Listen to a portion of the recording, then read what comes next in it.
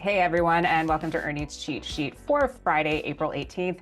It's Alexis, Garcia, and Ed Carson here, and we'll be taking a look at some key upcoming earnings reports to help you prepare for the week ahead. And Ed, we're finally kind of getting into the meat here of earnings season. So what do you got on tap for us today? Yeah, I want to take a look at Tesla, T-Mobile, and RTX. All right, well, let's start with Tesla, shall we? That company is scheduled to release Q1 earnings on Tuesday, April 22nd, and earnings for the EV maker are expected to decline 2% to 44 cents per share, and revenue is seen climbing 3% to $21.87 billion. And here's why we're watching Tesla. Well, there's a lot of reasons why.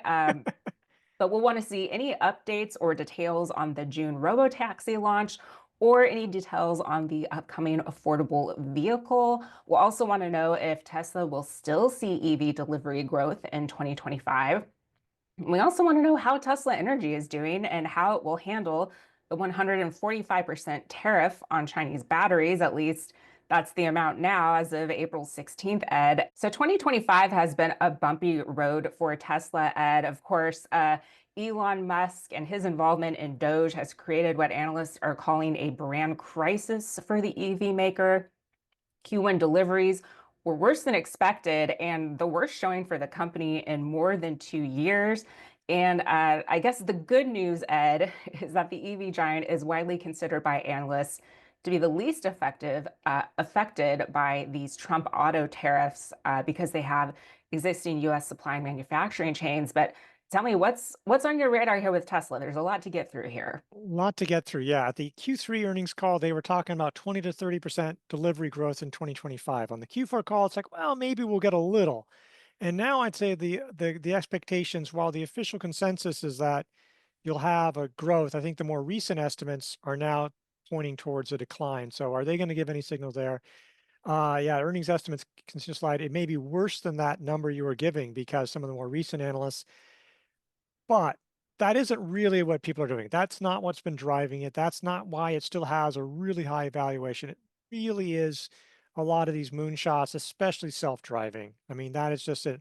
So are they going to say it's still happening? It's still happening in June. It's unsupervised. Are they going to revive confidence in that? I mean, you look at other statistics, some unofficial data suggesting that they're not there, but they're still, but that's still the bet. And if he does pull it off, that would be really transformative.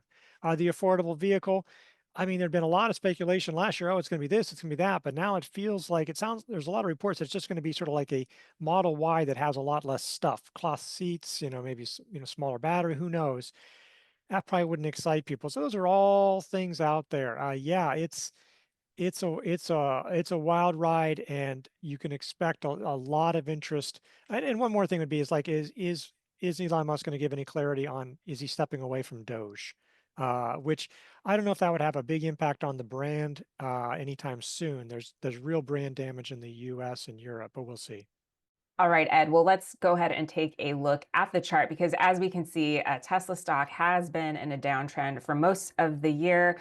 Shares look like they're trying to maybe bottom out here, though, but still trading well below the 40-week line in that downward sloping 10-week line. So what are your thoughts here on the technical action? Yeah, it's trying to find support. We'll see. I mean, the market's been trying to find support. If the market rallies, I mean, this is not like any special sauce, but Tesla, like every most other stocks, are going to probably rally. And if the market falls, Tesla will probably fall, all things being equal. Obviously, it had that big run in late 2024. There was a lot of hope. Again, part of what Tesla said, and part of it just, hey, Trump's elected, that's going to help Tesla.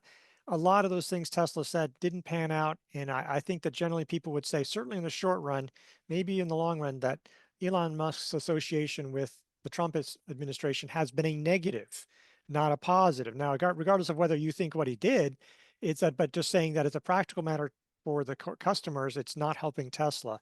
So that's why it had such a big negative. Look, it needs a lot of work. It needs to get above the 50-day line, it needs to get above the 21-day line, which is, again, not saying anything different from a lot of other stocks. I mean, a lot in the general market, 50-day, 200-day line, the 50 days below the 200-day line.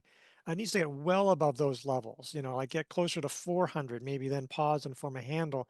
I'm sure there would be some people. I'm buying it when it goes over the 200-day line, and I could see that, why people would do that. But again, there's a lot of overhead resistance. A lot of people bought, in November and December who might be looking, hey, I'd like to get out. Again, that's the case with so many stocks, but so not just not in a good condition right here.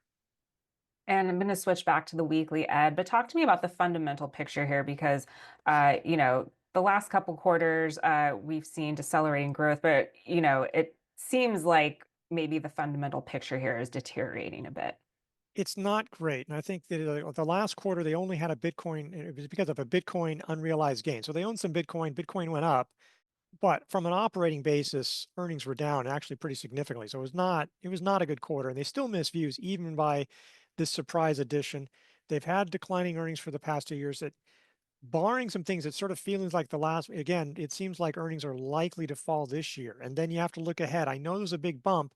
I'm not quite sure what people are looking at. I guess they're hoping for self-driving, but the EV business with no new EVs, that one's going to be a challenge to hold up, especially in places like China where there's just so much competition. There is Tesla Energy.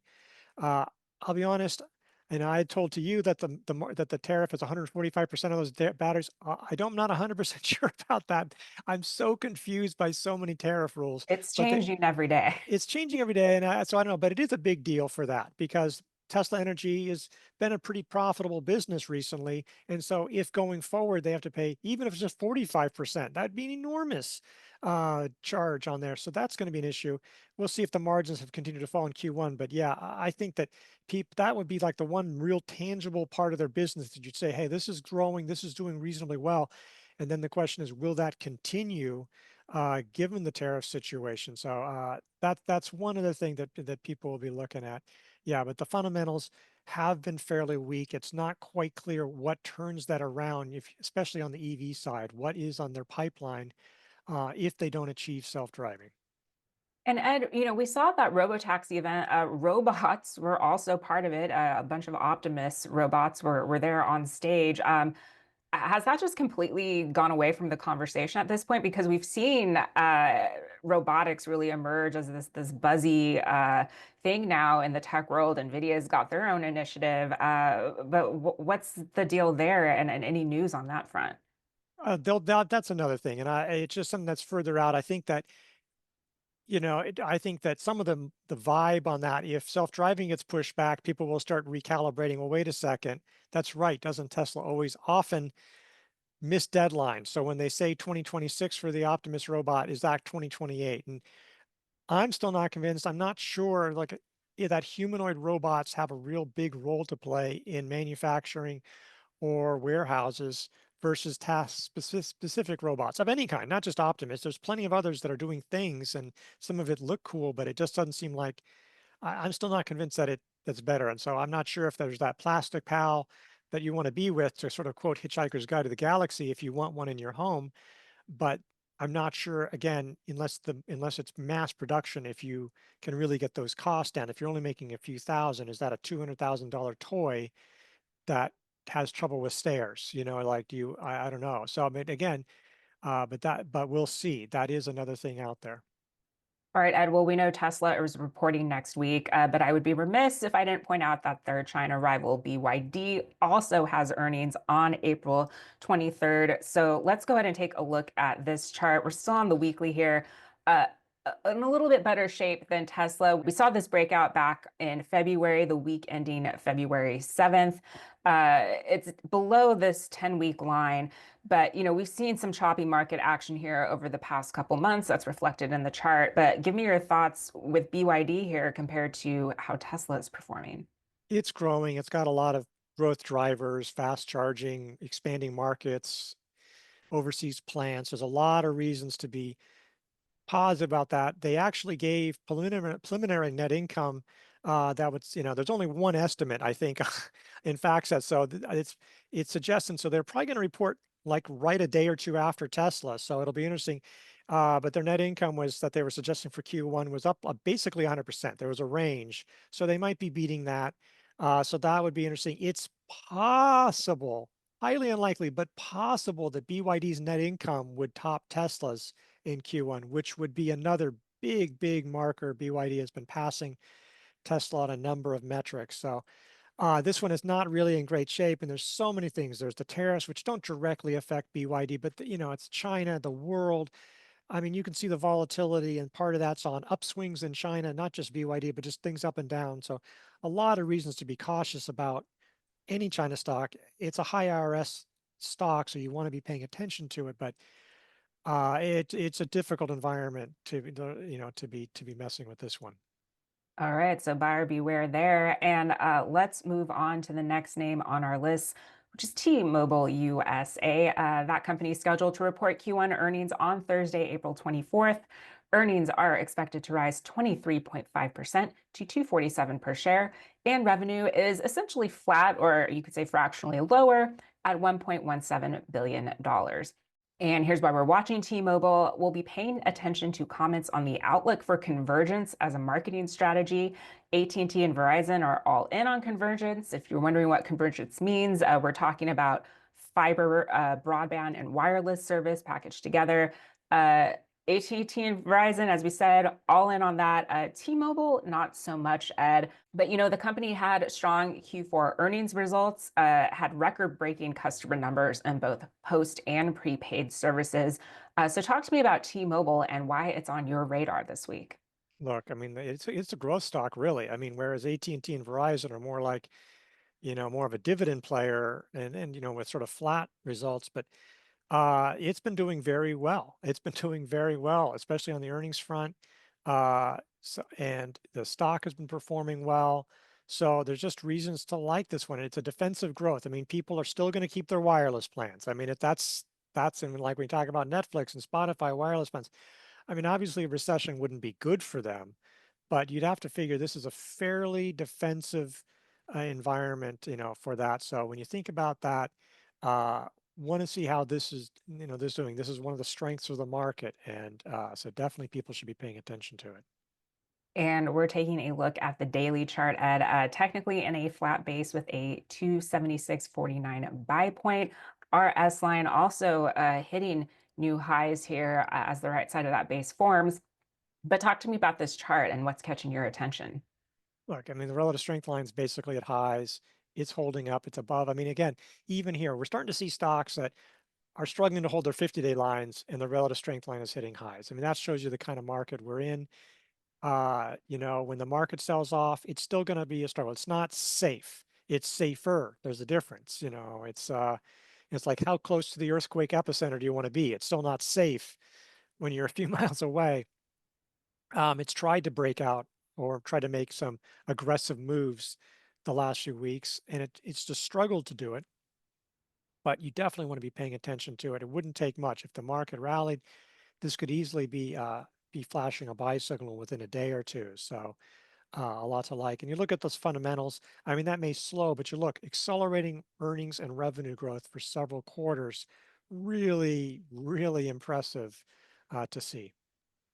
All right, Ed. Well, since we're in the comm space here, let's look at AT&T and Verizon, which also report next week. Starting with Verizon, Ed, which reports on April 22nd. And this chart looks a little bit more volatile than what we just looked at here, but in a base 47.35 buy point. But what are your thoughts here?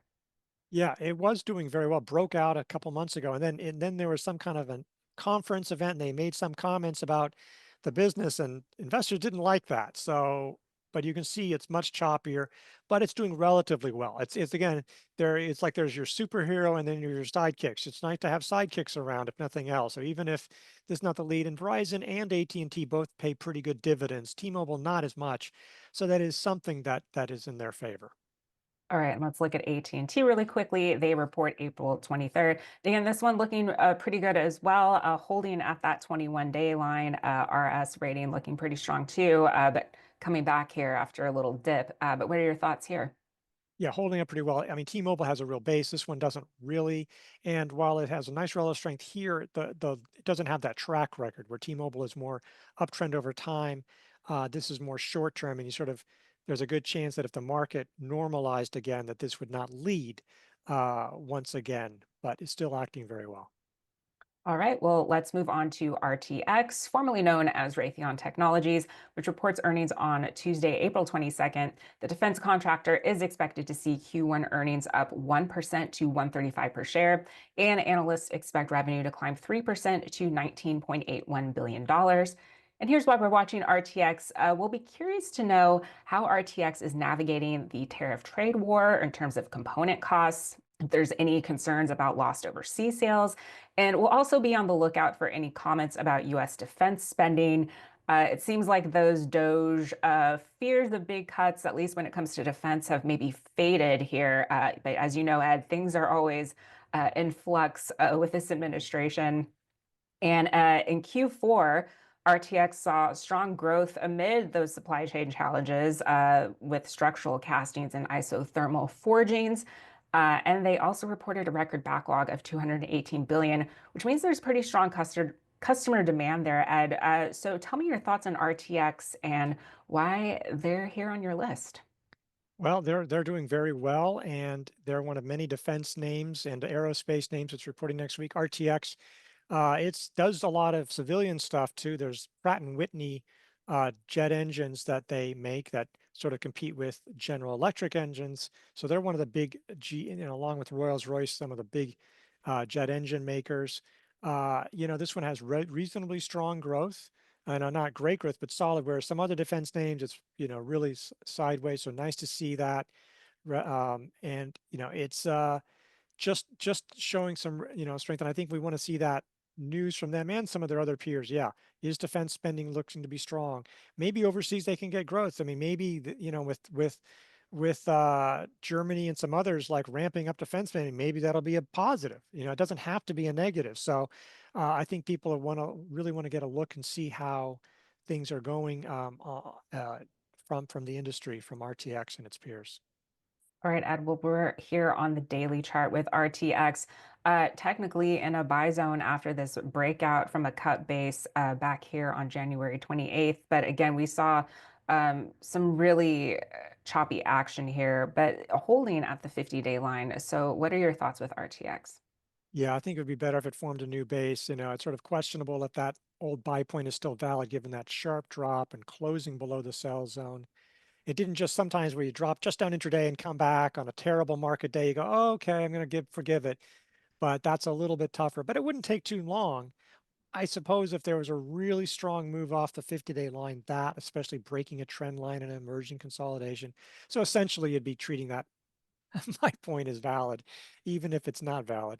But in a bad market, how much do you want to go for it? Again, this would be a safer place, but you just never know. And you can see with the market selling for that's when that big sell-off came when the market sold off in early April. And there was a lot of things that were holding up, and then they really sold off. Some of them bounced back, but you just never know when the market really starts to sell off. They'll sell off things even if you're not worried about it. It's like, I need to raise cash. I've got margin calls because I have this super extended and other things. And so that was an example of that. And we definitely saw it in a lot of stocks. Right, and as you talked about, the market moving down, but we also have this tariff back and forth with China, and RTX did put out in their 10K released in February a couple statements on risk, and China was one of them. And they said if China did impose additional sanctions or enforce any of their announced sanctions, it would impact their business. So, again, just something to keep in mind. Lots of things in flux here. Uh, but, Ed, those were some of the top names on our list. We've already gone through a lot, but we have more to get through. And we've got a bunch of defense names reporting next week. So let's take a look at Lockheed Martin, which posts earnings on April 22nd. And talk to me about this chart here. A lot weaker. There's been concerns that Doge would cut F-35 jets, and then there's concerns about F-35 sales to other countries in the wake of strained relations between the U.S. and some allies. But it's bouncing back. It's just nowhere like RTX, and the growth, is just not the same pace. So, it's been pretty flattish or even down. So, not doing. It's definitely you can definitely see RTX is doing better. All right, how about Boeing, which post earnings on April 23rd? I mean, That one's pretty weak too. I mean, it bounced back after a really big sell-off, and then it came back. China is now saying we're not going to take more deliveries. Now, in the short run, that doesn't matter because Boeing is struggling to make enough jets for anybody. But in the long run, that could be a real blow. And especially if China's own homegrown airliner can can come in and become part of a triopoly instead of the Boeing Airbus duopoly. All right, well, we took a look at some of the rest in defense, but maybe some of the best or maybe better names here with GE Aerospace. Talk to me about this chart, also selling off here in early April, but it's trying to rebound above this 200-day line.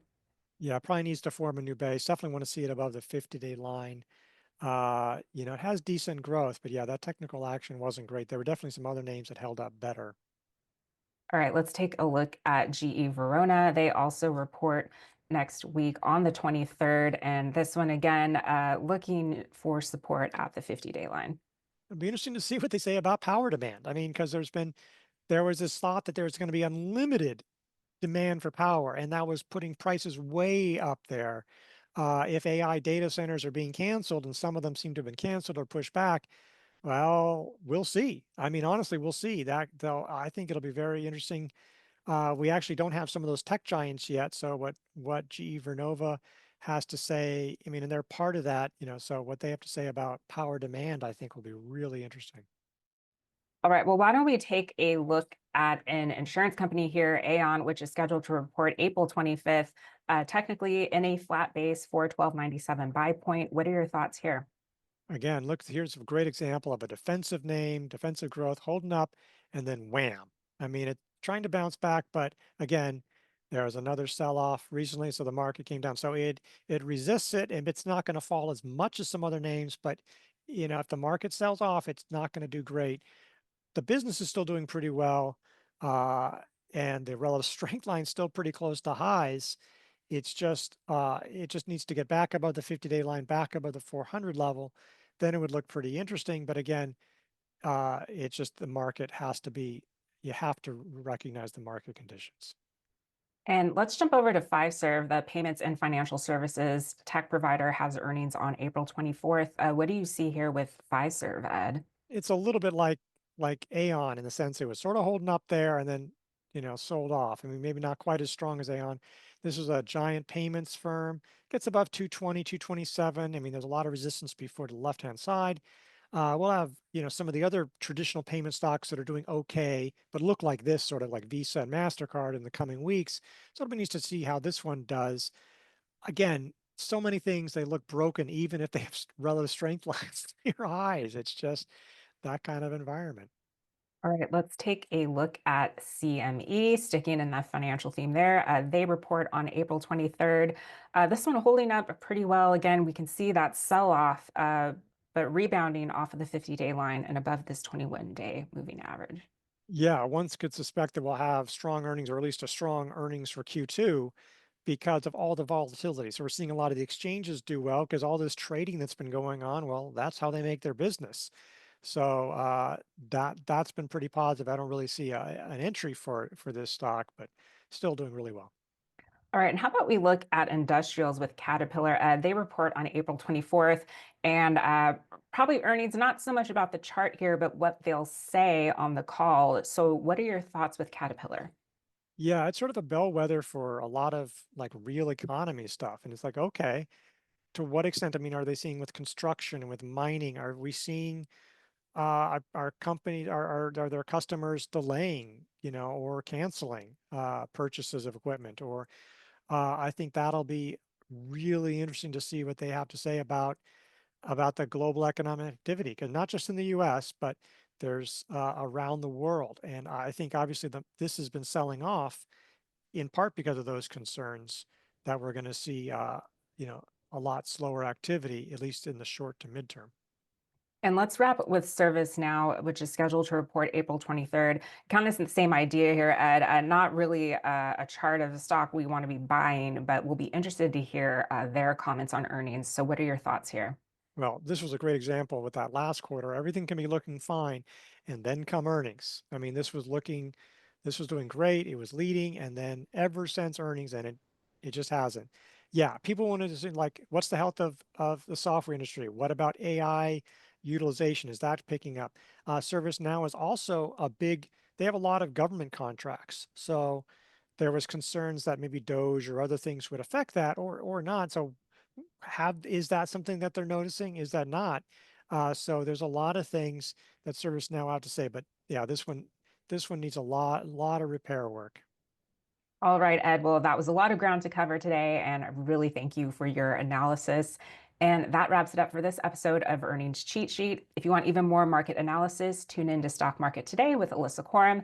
That show goes live after the closing bell. Thanks so much for watching, and we'll see you here next week.